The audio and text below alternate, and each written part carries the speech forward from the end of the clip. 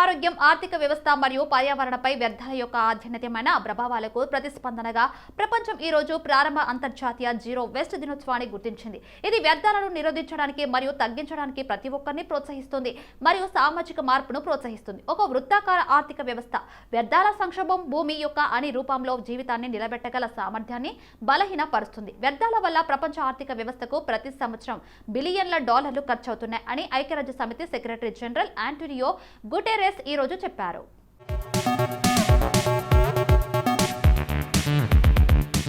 General కోదండరా Subbaiah Thimmaiah భారత సైన్యంలో ఒక విశిష్టమైన సైనికుడు. ఇతడు 1957 నుండి 1961 వరకు భారత చైనా దేశాల మధ్య యుద్ధ వాతావరణం నెలకొన్న సమయంలో భారత సైన్యంలో చీఫ్ ఇన్ ఆర్మీ స్టాఫ్ గా కీలకమైన సేవలను అందించాడు. ఇతడు రెండవ ప్రపంచ యుద్ధం పదాతి దళానికి నాయకత్వం వహించిన ఏకైక భారతీయుడు. ఇతడు భారత సైన్యం అందించిన విశిష్ట అధికారిగా గుర్తింపు పొందాడు. కొరియా యుద్ధం తర్వాత ఇతడు యుద్ధ ఖైదీలను వారి దేశాలకు తిరిగి పంపే పనిలో ఐక్యరాజ్య సమితి విభాగానికి నాయకత్వం వహించాడు. ఇతడు కర్ణాటక రాష్ట్రం కొడుగు జిల్లా పూర్వపు పేరు కూర్గ్ మద్దికేరి గ్రామంలో 1906 మార్చి 30వ తేదీన తిమ్మయ్య సీతమ్మ దంపతులకు జన్మించాడు.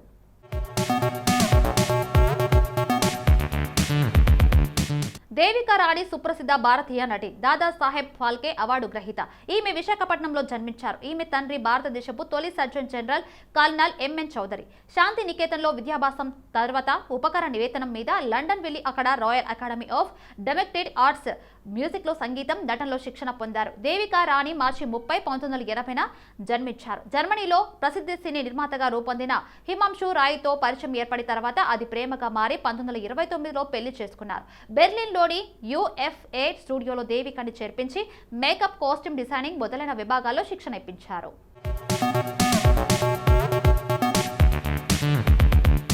శ్రీపాద జిత్ మోహన్ పిత్రా ఒక సుప్రసిద్ధ గాయకుడు. గాయకునిగా తన సర్వంతో 6 దశాబ్దాలకు పైగా అలరిస్తూ నటుడిగా, శ్రీకారణకారునిగా, రాజకీయ కార్యకర్తగా, సహకారవాదిగా, సంఘ సేవకుడిగా, మానవతావాదిగా, న్యాయవాదిగా విభిన్న అంశాల్లో తన జీవితాన్ని కొనసాగిస్తున్నారు. వివిధ రంగాల్లో ఆయన కృషికి గాను రాజమహేంద్రవరంలో జీవిత సాఫల్య పురస్కారం అందుకున్నారు. శ్రీపాద కృష్ణమూర్తి, శ్రీమతి సుబ్బలక్ష్మి దంపతులకు మార్చి 30, 1943లో రాజమహేంద్రవరంలో జన్మించిన శ్రీ జిత్ కు 5 అన్నదమ్ములు, 4 అక్క చెల్లెలు. Srijit Barkat R and బిలో అసిస్టెంట్ ఇంజనీర్ గా పనిచేసి రిటైర్ అయ్యారు.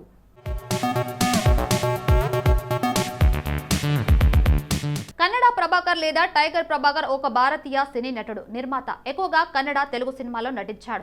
మలయాళం, తమిళం, బాలీవుడ్ సినిమాలో కూడా నటించాడు. 450కి పైగా సినిమాలో నటించిన ప్రభాకర్ ఎక్కువగా ప్రతినాయక పాత్రలో నటించాడు. తెలుగులో జగదేక వీరుడు, అతిలోక సుందరి సినిమాలో అతని పాత్ర సుపరిచితం. ప్రభాకర్ 1950 మార్చి 30న అప్పటి మైసూరు రాష్ట్రంలో బెంగళూరులోని ఫ్రేజర్ టౌన్ లో జన్మించాడు. ప్రభాకర్ మొదటిగా ఒకలో బడ్జెట్ చిత్రంలో ప్రతినాయకునిగా, నటునిగా ఆయన ప్రతిస్థానం ప్రారంభించాడు. అతని మొదటి సినిమా కాడిన రహస్య నెమ్మదిగా స్టంటు, యాక్షన్, థ్రిల్లర్ సినిమాలో నటించడం ప్రారంభించాడు.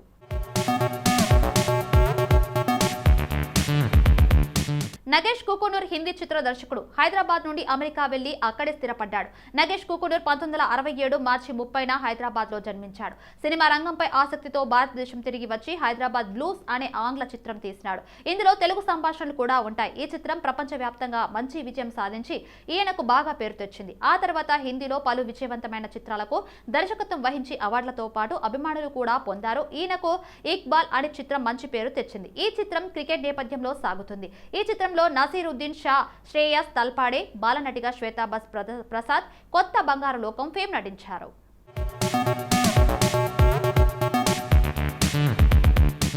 నితిన్ తెలుగు సినిమా నటుడు. ఇతని తండ్రి సుధాకర్ రెడ్డి నైజాం ప్రాంతంలో సినీ పంపిణీదారు.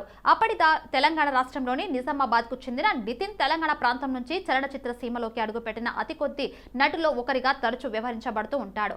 తేజ దర్శకత్వంలో విడుదలైన జయం సినిమాతో తెరంగేట్రం చేసి దిల్, సై ఇష్క్, గుండెజారి గల్లంతైంది వంటి విజయవంతమైన చిత్రాల్లో నటించాడు. నితిన్ కుమార్ రెడ్డి మార్చి 30, 1983న నిజామాబాద్ లో జన్మించారు. నితిన్ తండ్రి సుధాకర్ రెడ్డి సినీ పంపిణీదారుడు కావడంతో ఇంట్లో ఎప్పుడు సినిమా వాతావరణం మధ్యనే పెరిగాడు. నచ్చిన సినిమాను కనీసం 2 సార్లైనా చూసేవాడు. చిన్నప్పుడు చిరంజీవి, పవన్ కళ్యాణుడు అతని అభిమాన నటులు.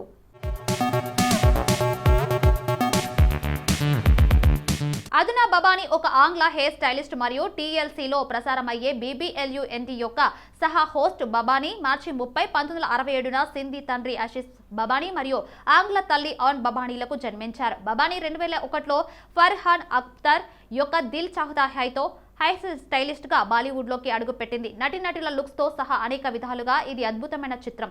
ఆమీర్ ఖాన్, సైఫ్ అలీ ఖాన్ మరియు అక్షయ్ ఖన్నా ప్రతి నటుల కోసం వారు ప్రత్యేక శైలిలను సృష్టించవలసి ఉన్నందున ఇది ఆమెకు భారీ సవేశాలను విస్తరించింది.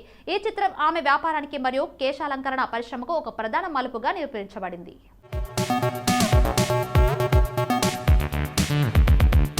విక్రమన్ ఒక భారతీయ చలనచిత్ర దర్శకుడు. ప్రధానంగా తమిళ సినిమాలో పనిచేస్తున్నారు.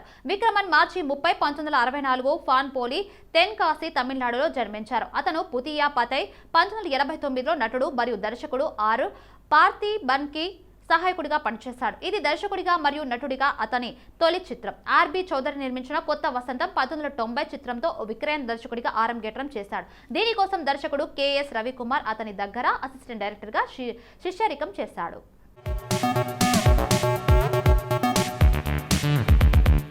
రాజీవ్ ప్రతాప్ రూడి భారతీయ జనతా పార్టీకి చెందిన భారతీయ రాజకీయ నాయకుడు మరియు భారతదేశంలోని బీహార్లోని సరన్ లోక్సభ నియోజకవర్గం నుండి ప్రాతినిధ్యం వహిస్తున్న పార్లమెంటు సభ్యుడు. 2014లో రూడి నరేంద్ర మోదీ ప్రభుత్వంలో నైపుణ్యాభివృద్ధి మరియు వ్యవస్థాపకత శాఖ సహాయ మంత్రి స్వతంత్ర బాధ్యత అయ్యారు.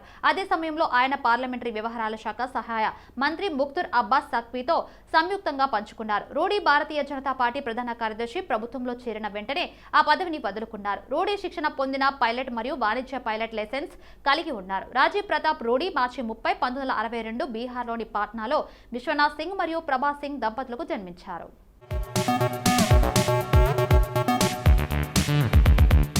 పాలక్ ముచ్చల్ మధ్యప్రదేశ్లోని ఇండోర్కు చెందిన భారతీయ గాయకుడు మరియు గీతా రచయిత. ఆమె మరియు ఆమె తమ్ముడు పలాష్ ముచ్చల్ గుండె జబ్బుల వైద్య చికిత్స కోసం ఆర్థిక సహాయం అవసరమైన పేద పిల్లల కోసం నిధులను సేకరించేందుకు భారతదేశం మరియు విదేశాల్లో స్టేజ్ షోలు నిర్వహిస్తారు.